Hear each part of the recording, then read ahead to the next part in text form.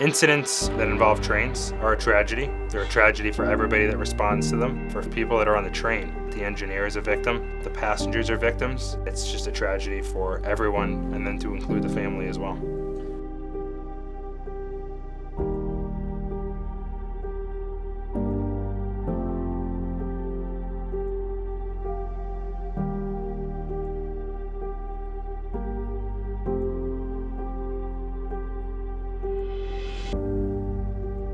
I think some people have the perception that railway property is private property in certain areas and public property in others.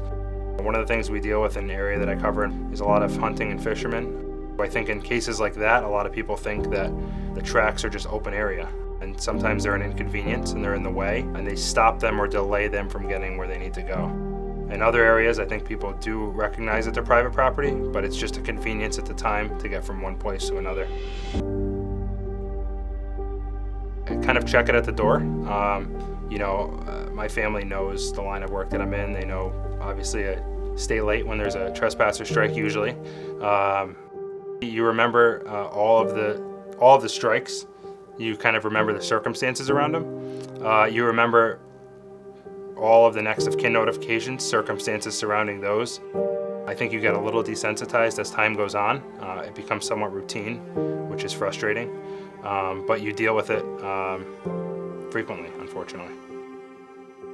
People just don't understand the number of trains and the speed of the trains. They don't realize the danger of the train tracks and the environment the trains operate in. They think trains can stop quickly. They think that if they cut in front of a train, they can make it from one side to the other without risking slipping and falling. I think they just don't understand the dynamics of the train environment and how serious their actions can be. It's very common for people to think that they can beat the train, or if they see a train go by, to cross very quickly after.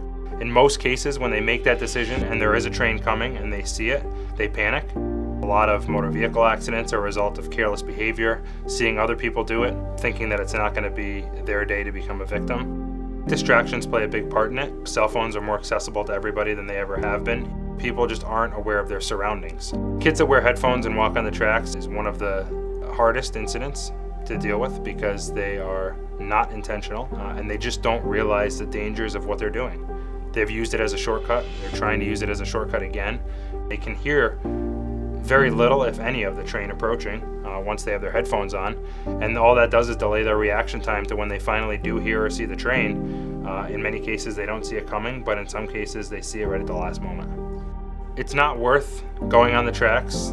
It's not worth anyone's life to be on the train tracks. Every grade crossing and railroad-related incident is preventable, and it's preventable by people not being on the tracks in the first place.